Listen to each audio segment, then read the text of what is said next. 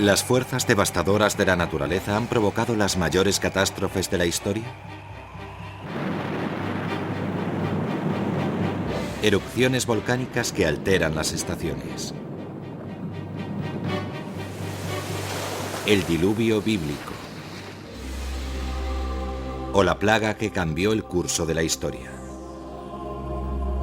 Y puede que la humanidad deba su existencia a horrores del más allá. ¿Cuál fue el mayor desastre de la historia? ¿Qué fuerzas mortales acechan a la humanidad? ¿Y cuánto tiempo queda para prevenirlas?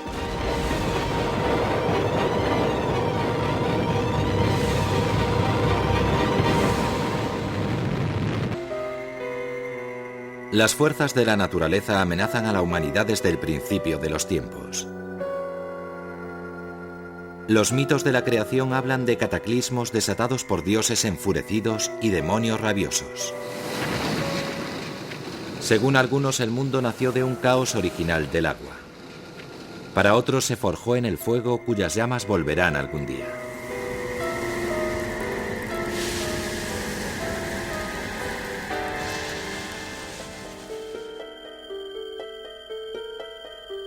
Tierra, aire, fuego y agua. ¿Cuál de los elementos ha provocado el mayor desastre? La solidez de la Tierra es engañosa. Desde que se erigieron las primeras ciudades, la humanidad ha temido los terremotos. Un desplazamiento mínimo puede suponer el desastre para edificios de piedra. ¿Por qué desata la Tierra esa violencia? ¿Qué signos anuncian la inminencia del desastre? Preguntas que los sabios nunca han sabido contestar.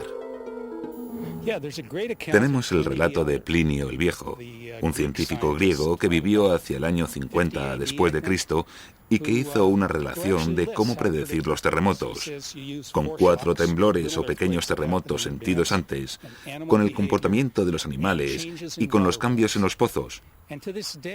Hoy en día su lista sigue siendo acertada.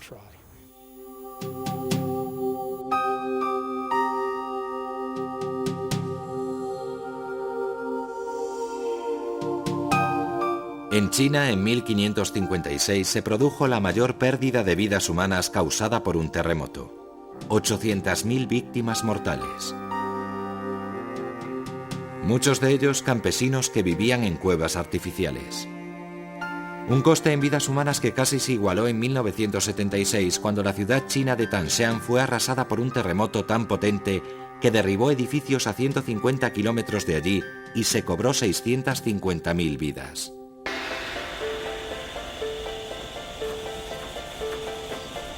La detección de terremotos se ha perfeccionado mucho desde Plinio el Viejo, pero aún dista mucho de ser exacta. Actualmente en California hay miles de sismógrafos instalados a lo largo de la falla de San Andrés. ¿En qué medida han mejorado las previsiones?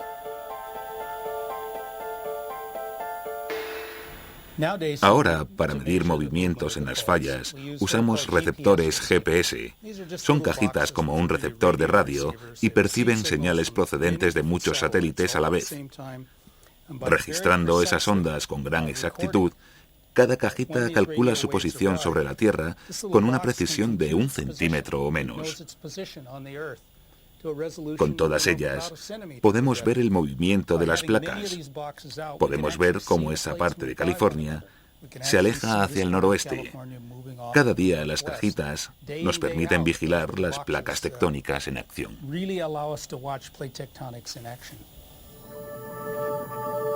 El movimiento de las placas continentales terrestres sobre el magma de su núcleo se llama tectónica de placas. Un proceso que provoca no solo terremotos, sino también erupciones volcánicas. Las coladas de lava incandescente son una de las fuerzas más incontenibles del planeta. Aunque no podemos impedir que la Tierra escupa piedra, científicos e ingenieros han ideado formas para desviar su flujo. Pero la ciencia sigue impotente ante la verdadera amenaza de los volcanes, sus erupciones explosivas.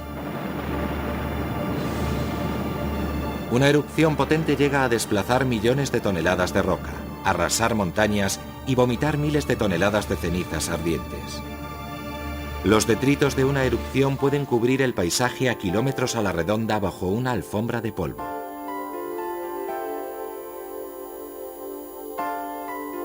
Fue una de esas lluvias de polvo lo que provocó la destrucción de la ciudad romana de Pompeya, sepultada por el Vesubio en el 79 después de Cristo.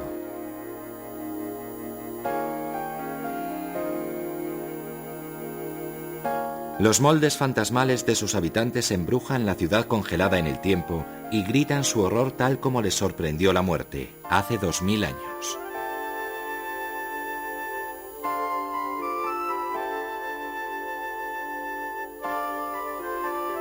Aquí murió el famoso historiador y naturalista romano Plinio el Viejo, hecho que narra su sobrino Plinio el Joven.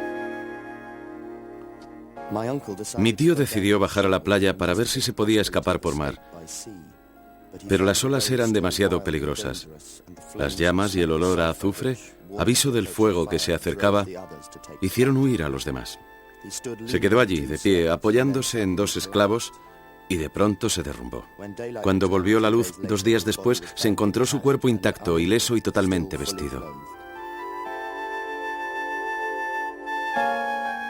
Por trágica que fuera, la destrucción de Pompeya no es nada comparada con las grandes erupciones volcánicas de la historia.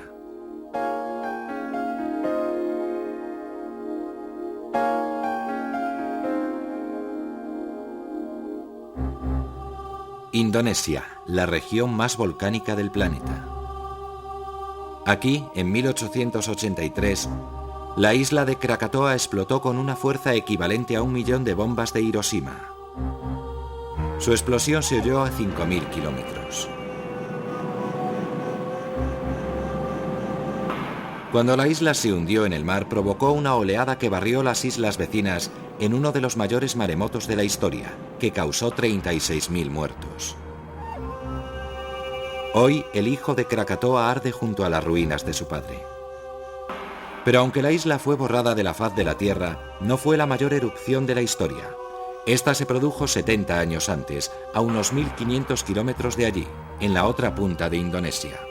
Cuando explotó la montaña de Tambora en 1815, envió a la atmósfera 120 kilómetros cúbicos de polvo, y durante días sumió a la región en la oscuridad. Produjo islas de polvo flotante, los lahar, de decenas de metros de espesor y varios kilómetros de largo. Los lahar son muy peligrosos, porque bajan por los valles, se llevan por delante a la gente y arrasan los cultivos. El volcán mató a los 13.000 habitantes de la isla, pero su verdadero coste en vidas humanas fue muy superior. El año siguiente, 1816, se conoce como el año sin verano. En el mundo entero bajaron las temperaturas y se perdieron las cosechas. El hambre y las enfermedades oportunistas causaron incontables bajas. ¿Por qué? Una erupción volcánica, sobre todo si es muy potente, envía enormes cantidades de polvo y de gases sulfurosos a la estratosfera, una región de la atmósfera situada a 1.500 metros de altura. El polvo y los gases pueden permanecer años en esas alturas, pues quedan por encima de los sistemas climáticos. Los detritos disparados por el Tambora crearon tanta contaminación que durante meses no llegó el calor del sol, echando a perder las cosechas. Una catástrofe de proporciones mundiales. Tambora fue la peor erupción volcánica de la historia escrita. Sedimentos enterrados a gran profundidad desde hace decenas de miles de años hablan de erupciones 10 veces mayores que la de Tambora en un pasado remoto. Pero además de la Tierra, otros elementos amenazan a la humanidad.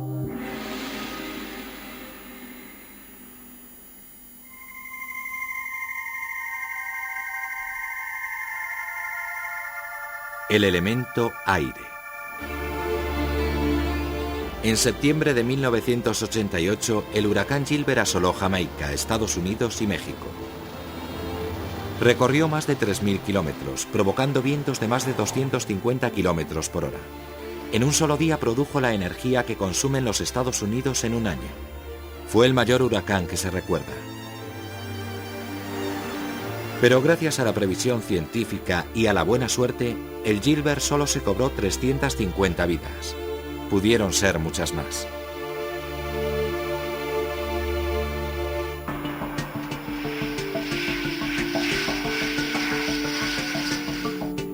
El mérito corresponde a los cazadores de ciclones, valerosos pilotos que vuelan en el ojo del huracán para informar minuto a minuto sobre su trayectoria.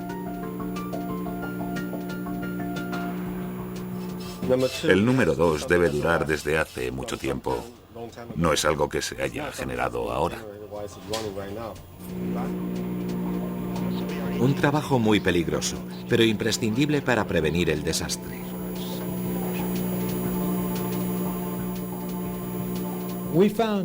Volamos en un avión militar y también nos han dado una medalla del aire por 15 penetraciones en huracanes.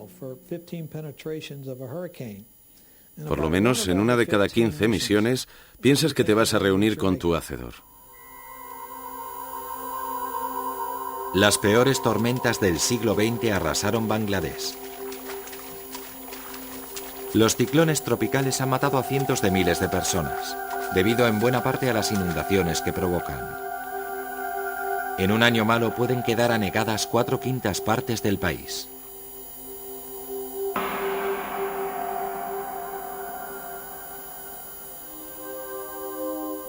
Muchos pueblos de la antigüedad consideraban que el agua es el elemento más fundamental de la existencia. Es dadora de vida, pero también su mayor destructora. Para los alquimistas el agua era el más metamórfico de los elementos, capaz de cambiar de forma y de sustancia y ser lluvia, nieve o algo peor.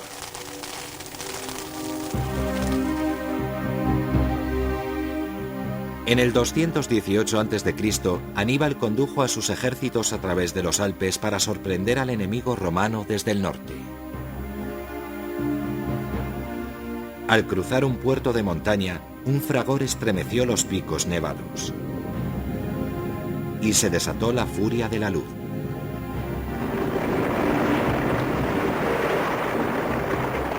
Se perdieron 18.000 hombres, 2.000 caballos y varios elefantes, en uno de los peores aludes conocidos. Una derrota de la que el ejército de Aníbal nunca se repondría del todo. Pero el agua ha causado desastres mucho peores. En China, en 1887, murieron 7 millones de personas cuando, tras semanas de lluvias torrenciales, el río Amarillo se desbordó. Ninguna crecida reciente es comparable a aquella tromba que arrasó 600 ciudades y sumergió las tierras a 150 metros de profundidad en un ancho de 60 kilómetros. Pero lo peor no fue la inundación. En caso de inundación, es normal que aumente el riesgo de enfermedades intestinales debido a la contaminación del agua potable. Históricamente eran el tifus y el cólera. Y sigue siendo así en grandes diluvios e inundaciones, como las de Bangladesh. En la historia, jamás se había producido tanta devastación hasta la crecida del río Amarillo. O quizás sí. La historia bíblica del diluvio es un mito o un suceso real ocurrido antes de la historia escrita. ¿La aventura de Noé puede tener base real? Los datos geológicos confirman abrumadoramente la tesis del diluvio. Creo que realmente ocurrió algo horrible. Los arqueólogos tendrán que tomarlo en cuenta de un modo u otro.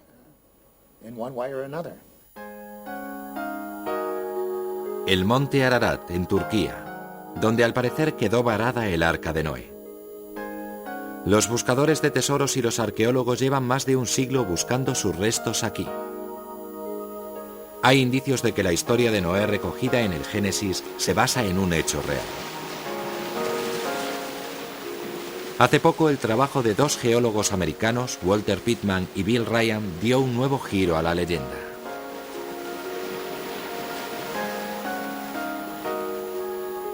Les habían sorprendido las similitudes de los relatos de diluvios de Oriente Próximo. El más antiguo data de la epopeya mesopotámica de Gilgamesh, hace 4000 años. Gilgamesh pudo ser un personaje real que gobernó la ciudad sumeria de Uruk hacia el 2800 a.C. ¿Fue la leyenda de Gilgamesh la que inspiró el relato de Noé en el Antiguo Testamento? Supongo que la historia que le asocia a todo el mundo es la historia del diluvio universal, que le contó el equivalente sumerio de Noé, llamado Zeozudra. Es una larga y complicada historia, pero Gilgamesh fue a visitarlo en busca del secreto de la vida eterna. Y Zeozudra le habló del gran diluvio que había aniquilado al resto de la humanidad. Pero este hombre y su mujer, y parejas de todos los animales, fueron salvados por los dioses y perpetuaron las razas animales y la humana. Creo que ahora, en general, se acepta que el relato del Génesis tiene sus orígenes en el sur del actual Irak, en el antiguo Sumer.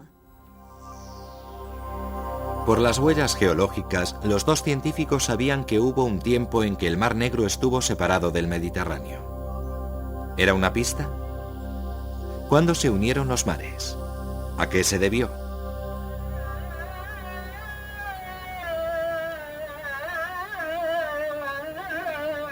Estambul, Turquía.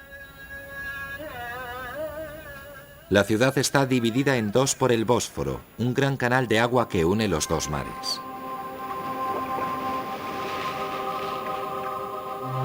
El Bósforo es un canal marítimo muy frecuentado, con un sistema de corrientes único. No todo es lo que parece bajo su superficie. Mientras las aguas superficiales fluyen hacia el Mediterráneo, las contracorrientes de agua salada circulan por el fondo en dirección opuesta, de regreso al Mar Negro. En antiguos escritos se llamaba al Bósforo el Mar de la Muerte, pues sus depósitos de sal impedían la vida en sus fondos. ¿Fue siempre así? Según las hipótesis de Pittman y Ryan, en algún tiempo el Mar Negro fue un lago de agua dulce hasta que en un pasado remoto quedó conectado al Mediterráneo e inundado de agua salada.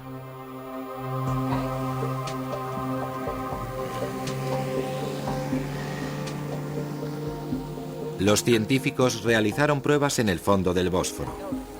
La roca más pesada del canal está a más de 75 metros de profundidad, y esto provocó un tremendo caudal de agua que excavó ese canal tan profundo. ¿Pero cuándo?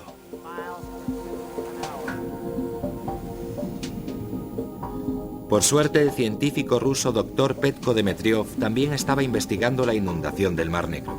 Había descubierto huellas de una antigua orilla, a unos 110 metros por debajo de la superficie del mar.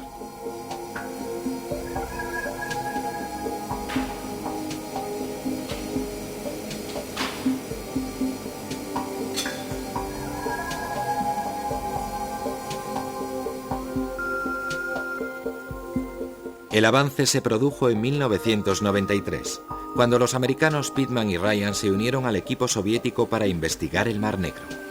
Usando equipos de sonido avanzados, trazaron un perfil sísmico del fondo marítimo y una imagen precisa de las capas de roca bajo el mismo. Con eso y unas muestras del suelo ya tenían todo lo necesario. Los nuevos datos confirmarían o refutarían la existencia de un diluvio. Las muestras demostraron que, en efecto, el Mar Negro fue en tiempos un lago de agua dulce. Según la datación, quedó inundado por el Mediterráneo en torno al 5600 a.C. ¿Qué provocó la crecida del Mediterráneo y la transformación de ese lago en el Mar Negro? Una subida del nivel del mar causada por el fin de una glaciación. Ahora los dos científicos tenían que averiguar las dimensiones de ese desbordamiento. El tipo de inundación observado en el Mar Negro presenta un gran paralelismo con la epopeya de Gilgamesh.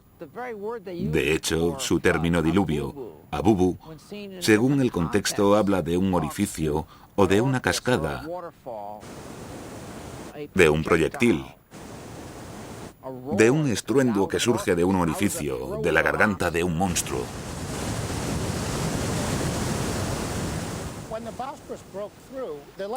Cuando se abrió el Bósforo, el nivel del Mar Negro empezó a subir entre 15 y 30 centímetros diarios.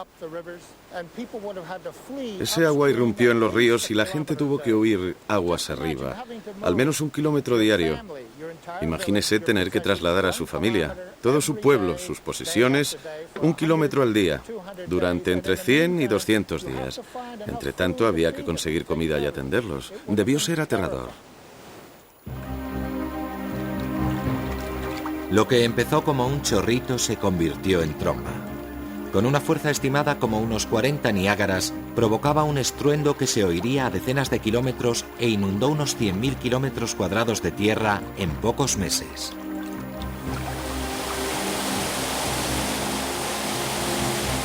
Se produjo un diluvio de proporciones bíblicas. ¿Pero fue el diluvio bíblico? ¿Pudo ser tan memorable el cataclismo que su relato sobrevivió milenios hasta ser recogido en el poema de Gilgamesh?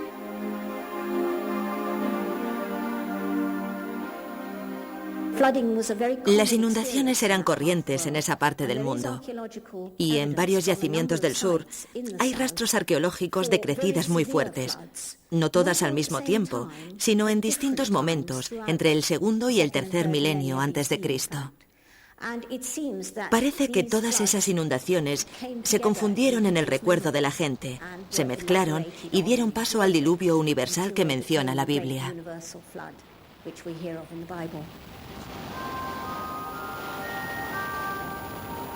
Quizá la relación sea demasiado difícil de probar.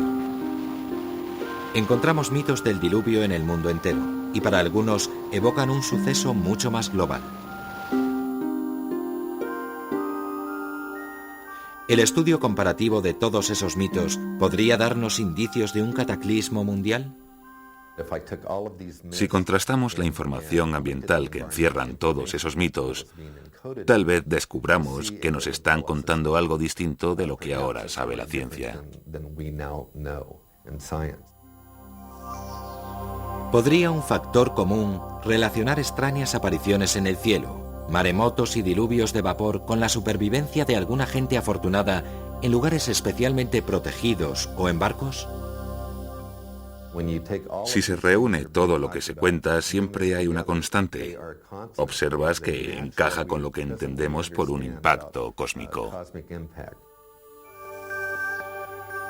Según los cálculos del profesor Mas, en el 2807 a.C.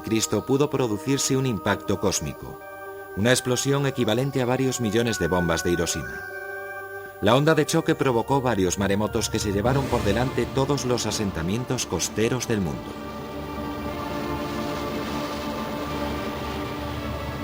Los asentamientos de las zonas más altas fueron destruidos más tarde por las lluvias torrenciales debidas a la gran cantidad de agua desplazada a la atmósfera.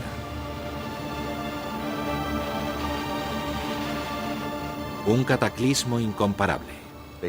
Los mitos dicen que murió entre el 75 y el 90% de la población. Una mortandad equivalente a la que en la actualidad causaría un impacto de entre 300 y 1000 gigatones.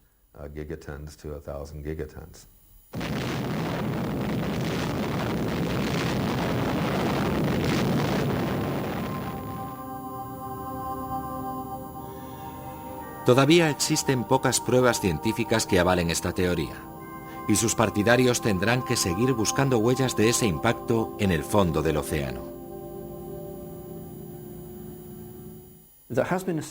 Se ha sugerido que las leyendas del diluvio universal se deben a un impacto de 100.000 megatones en el hemisferio sur,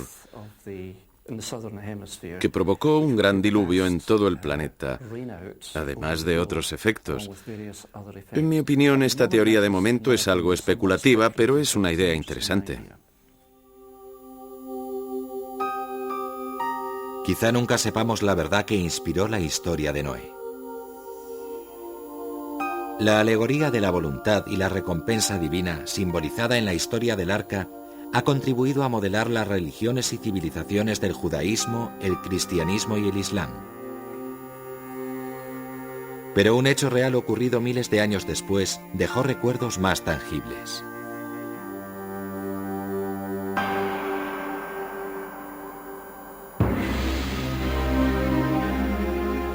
Aún están grabadas en piedra las huellas del desastre que se abatió sobre Europa en el siglo XIV. Solo los restos de la gente dan fe de una peste fatal, despiadada y salvaje. Una peste que cambió el curso de la historia de Europa. La muerte negra. La muerte negra. Ninguno de nosotros la ha vivido. No sabemos lo que fue aquello. Nos han quedado relatos históricos, pero la gente creyó que era el fin del mundo. Hablamos de una sociedad que era mucho más religiosa que en la actualidad. La gente creía en la intercesión divina, así que pensaban que Dios estaba furioso con ellos. Pues si no, ¿cómo iba a ocurrir algo tan atroz? Porque la muerte negra acabó con la mitad de la población europea. Para más de un tercio de la población europea fue el fin del mundo. Una plaga de ratas venidas de Oriente Medio con su cargamento de pulgas trajo una peste sin precedentes. Su legado contribuiría a dividir Europa en dos. La enfermedad se extendió velozmente de punta a punta del continente. ¿Por qué el nombre de muerte negra? Era una enfermedad muy grave, cuyo tipo más común se llama peste bubónica.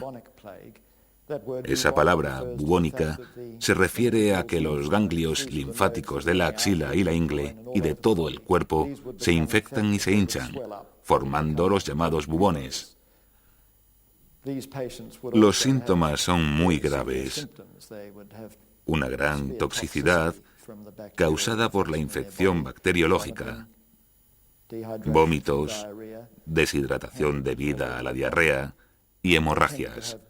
Les salían pústulas moradas y negras, de ahí el nombre de muerte negra. Cada día se sacaban los muertos a carretadas para enterrarlos o quemarlos fuera de la ciudad. Se marcaban las casas con el signo funesto para que los transeúntes se alejaran. Por mucho que los médicos buscaran formas de evitar la peste, esta encontraba modos de transmitirse.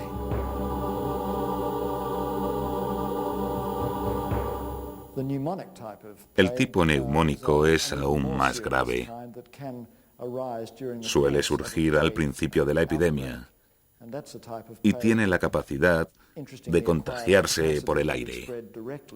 No hace falta que medie una rata o una pulga infectada. Se transmite directamente. Se propaga como el fuego. Las peor paradas fueron las ciudades. Aquí el terror se manifestó en las peores atrocidades de la época.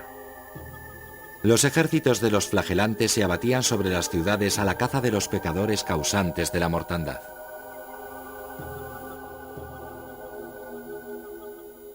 El terror debió ser increíble. La gente era capaz de todo, incluso de degollar al prójimo para averiguar el porqué. En algunas zonas de Europa se ejecutó o expulsó a toda la población judía. La muerte reinaba triunfante. Los que no morían se volvían locos. Muchos supervivientes no superaron el trauma. Hagas lo que hagas, no sirve de nada. Estás a merced de lo que pasa. Sientes impotente y no haces nada. No puedes hacer nada. Así que cuando lo peor ha pasado, no dices, ahora podré buscar agua y comida, ver si mi hija sigue por aquí. Te quedas postrado hasta morir.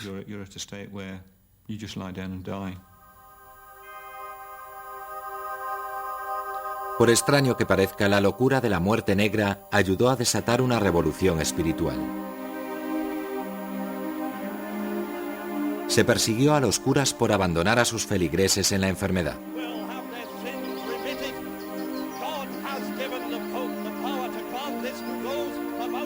El desengaño con Roma contribuyó a la división de Europa en países protestantes y católicos.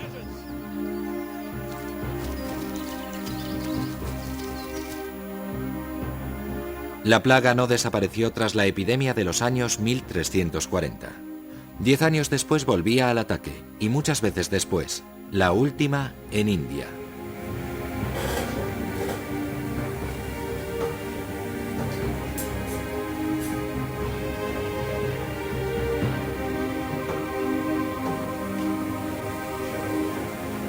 Durante siglos se ha ignorado su origen.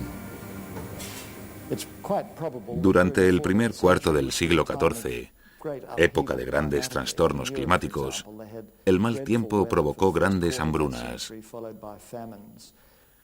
Después, los cambios climáticos afectaron a Asia Central, alterando las poblaciones de roedores que emigraron y contagiaron a las ratas que viajaban en las caravanas entre China y Europa. Fueron estas las que llevaron la plaga a Europa.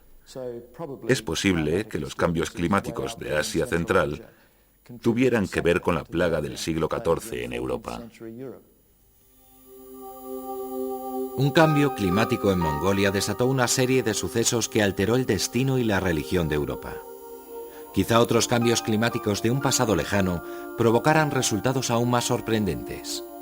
¿Debe la humanidad su existencia a uno de esos cambios? ¿Al mayor cataclismo del mundo?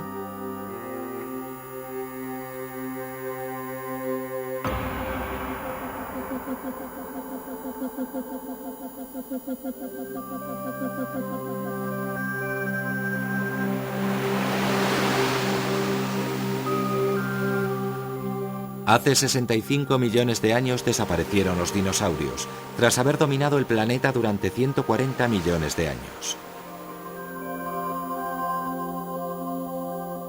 Los hombres no aparecieron hasta unos 60 millones después de su extinción, y el Homo sapiens hace apenas 60.000 años.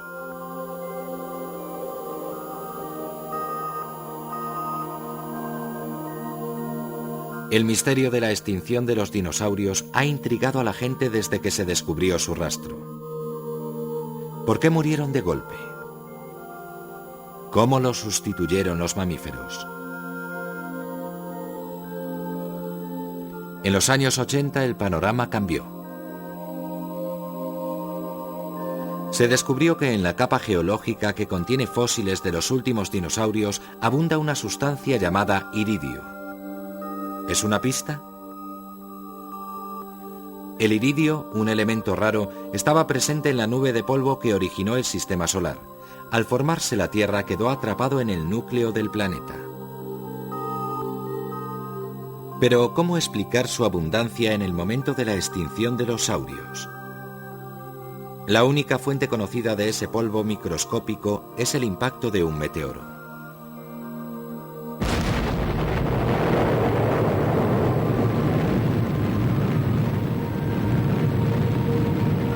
La idea parece ridícula. Los científicos eran tan escépticos sobre los impactos meteóricos que tomaron por volcanes extinguidos cráteres tan evidentes como el de Arizona. Ahora la investigación ha localizado unos 200 puntos de impacto, aunque sin duda haya más. A veces son difíciles de identificar. El tiempo, la vegetación y los mares han impedido su localización.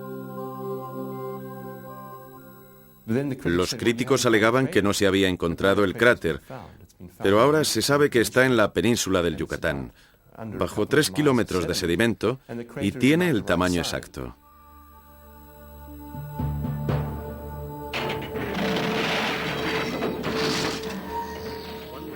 Un análisis mineralógico de la costa del Yucatán en México ha revelado que ahí yacen los restos del asteroide que borró a los saurios del mapa. Aunque el cráter no es como esperaban los científicos. Todas las reconstrucciones del impacto se basaron en un modelo de colisión directa, que dejaría un cráter circular. Pero el asteroide chocó de lado y patinó hasta detenerse, como estos impactos menores en Argentina. Pero el impacto indirecto provocó más daños. Al descargarse menos energía en la Tierra, quedó más para la explosión en la atmósfera. El asteroide de 15 kilómetros que acabó con los dinosaurios provocó un impacto de 100 millones de megatones. una fuerza más potente que todas las armas nucleares existentes. Le siguió una onda de choque y un muro de calor. Ese frente avanzó desde el centro del impacto a 25.000 kilómetros por hora, evaporando todo a su paso, con un calor tan intenso que fundía las piedras.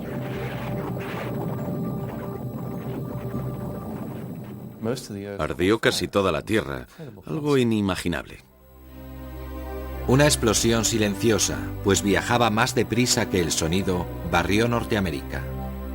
Aunque muchas criaturas se salvaron del cataclismo inicial, no estaban preparadas para lo que vino después. Los incendios forestales que barrieron el globo eran la única luz de un planeta cuya atmósfera estaba tan cargada de detritos que pasaron meses hasta que volvió a lucir el sol. Durante las tinieblas, en el mar se apagó casi toda la vida. A falta de luz murió el plancton y tras él toda la cadena alimenticia. En tierra los saurios supervivientes vagaban a tientas en las sombras, donde las plantas se marchitaban y morían. Muchos murieron de hambre.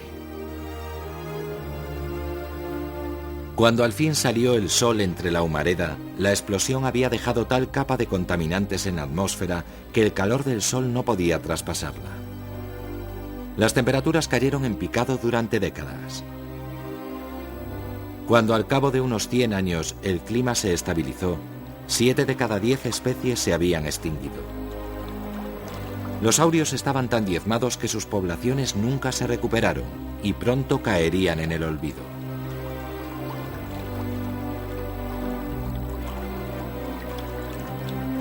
Fue el fin del mundo, pero también un nuevo comienzo.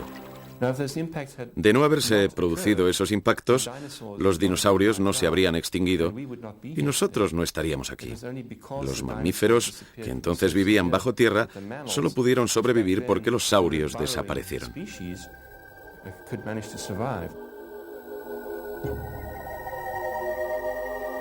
Algunos científicos sostienen que de no haberse extinguido, los saurios habrían seguido evolucionando hasta convertirse en algo extrañamente familiar. Con semejante competencia, los mamíferos nunca habrían evolucionado hasta el Homo sapiens. La muerte de los saurios ofreció a los mamíferos su oportunidad evolutiva, sin la cual no existiríamos hoy. Pero la destrucción causada por el asteroide también encierra una lección.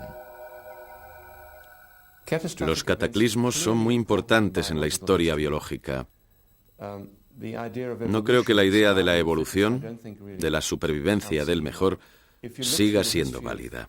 En la historia de las especies y de la vida en la Tierra, las catástrofes han sido determinantes en la extinción de especies. Da igual lo bien adaptado que estés.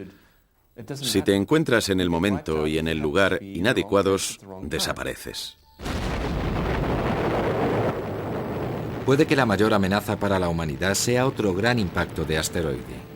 Hay rastros de impactos más recientes, como esta explosión en el aire, 15 kilómetros por encima del río Tunguska en Rusia, vista a 750 kilómetros de allí. Como no dejó cráter, el incidente de Tunguska quedó olvidado durante más de medio siglo. Si el suceso de Tunguska en 1908 hubiese ocurrido sobre una ciudad y matado a 1 millón de personas, hoy todos seríamos conscientes de su peligro. Pero como sucedió en mitad de la nada, en plena Siberia, fue como si no pasara nada. Lo que dio a nuestros antepasados su oportunidad evolutiva también puede ser el mayor peligro para el hombre moderno.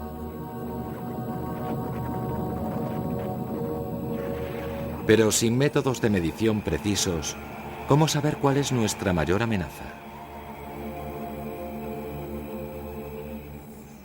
En la actualidad hay 3 programas de este tipo en Estados Unidos, que cubren entre un 1 y un 2% del cielo. No los hay en el hemisferio sur, cuyo cielo carece de cobertura. Así que si me preguntan con qué antelación se puede prever el próximo impacto, diré que 6 o 7 segundos.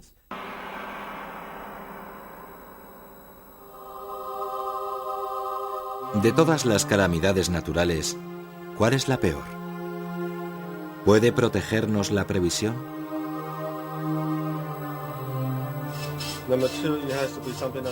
En Miami la previsión de huracanes es un trabajo del que dependen miles de vidas. El huracán más potente es de escala 5, con vientos de más de 250 kilómetros por hora y que puede provocar lluvias torrenciales.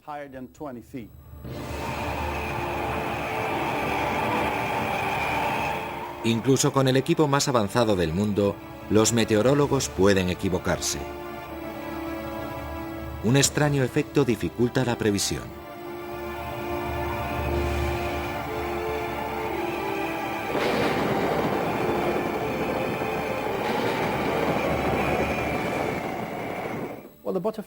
El efecto mariposa tiene que ver con la teoría del caos.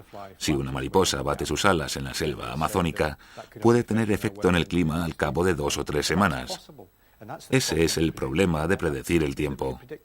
Aplicando las leyes físicas conocidas y con la información que tenemos, podríamos predecirlo exactamente con 6 o 7 días de antelación. Pero pasadas esas 2 o 3 semanas entra en juego la teoría del caos. No es predecible debido a la diversidad de efectos, es decir, que hay más de una mariposa y un montón de efectos que pueden producirse. Pero el mayor peligro reside menos en los errores de previsión y la teoría del caos que en la locura humana. La gente que celebró la fiesta del ciclón en esta urbanización aprendió la lección de ignorar las advertencias y subestimar a la naturaleza. Solo una de las 26 juerguistas sobrevivió al huracán Camille en 1969 y fue escupida a 20 kilómetros por el viento. No solo el tiempo es imprevisible. Tardaremos años en saber qué desencadena un terremoto. Pero el problema admite soluciones más sencillas. La diferencia entre construir una casa que se derrumbe en caso de terremoto y otra que lo aguante es solo de un 1% de su coste. La construcción antisísmica no es cara, basta con acordarse de gastar un poco más.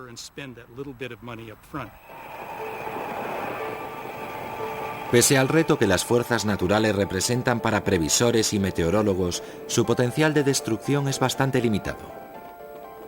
Sin duda, la mayor amenaza resida en un desastre de magnitud mundial. El impacto del asteroide que se estrelló en la Tierra hace 65 millones de años puso fin a la supremacía de los saurios. Otro impacto similar podría terminar con el dominio humano. Más tarde o más temprano, volverá a chocar un cuerpo grande con la Tierra y nos exterminará.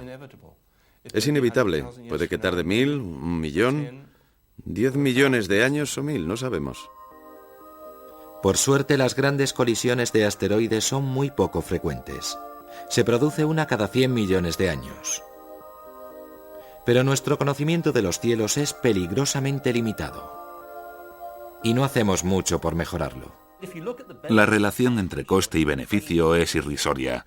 El coste de un programa es de 1/1000ª de las pérdidas previsibles. No tener un programa de vigilancia espacial es un disparate económico y también una irresponsabilidad por parte de los gobiernos. Existe un peligro real y debemos hacerle frente. Tal vez estemos a salvo de impactos cósmicos por ahora, pero otros peligros son más inmediatos. Las enfermedades se han cobrado más víctimas que ningún otro enemigo natural. La medicina ha vencido las plagas del pasado, pero quizás nos aguarden otras nuevas. Casi todas las enfermedades del hombre las han propagado animales. La última, el SIDA, probablemente procede de los monos. El VIH ha infectado a 40 millones de personas, en su mayoría africanas. Con la masificación de las ciudades, la amenaza de las epidemias no hará sino aumentar. Hay ciertos momentos de las civilizaciones en los que se unen grandes enfermedades.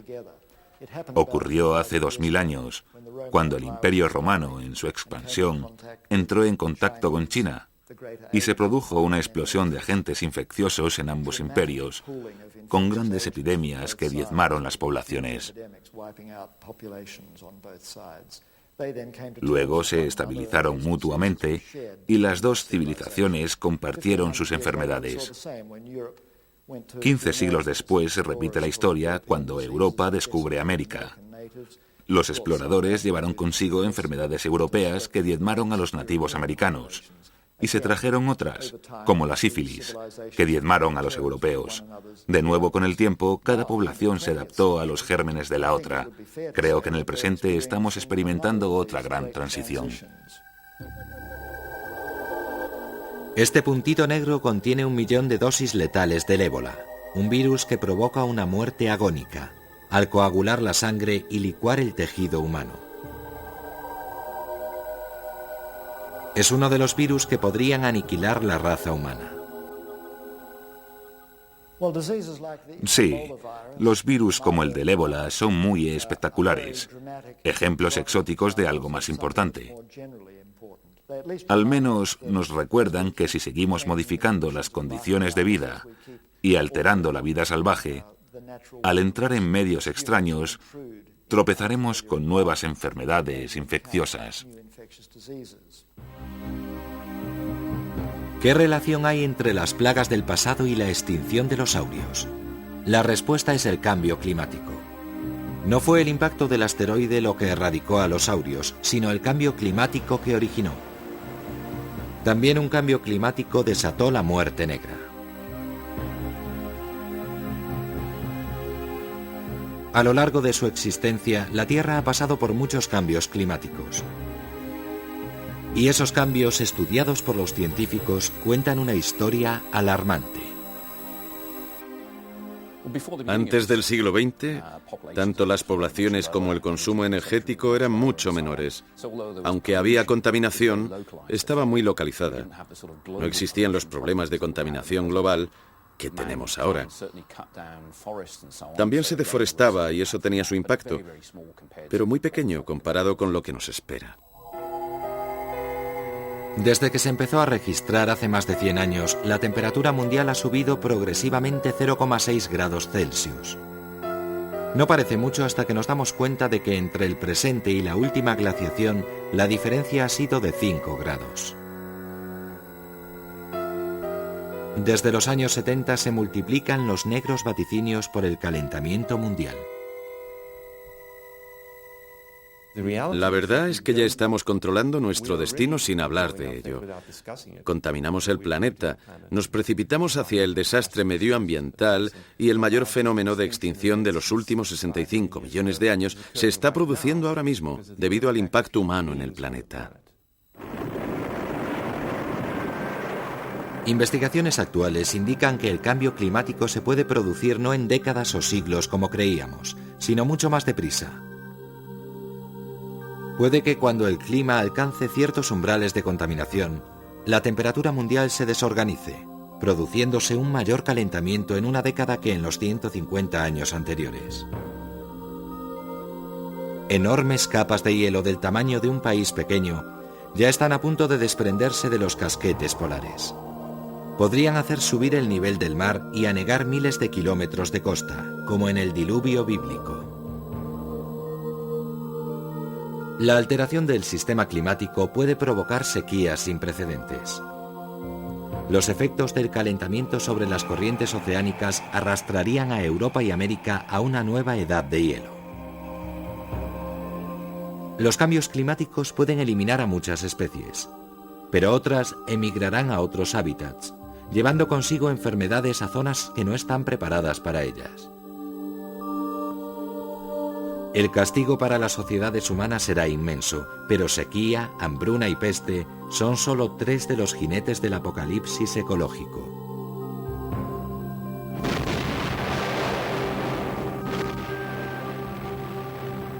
También pueden aumentar las guerras, cuando las naciones se disputen recursos cada vez más escasos.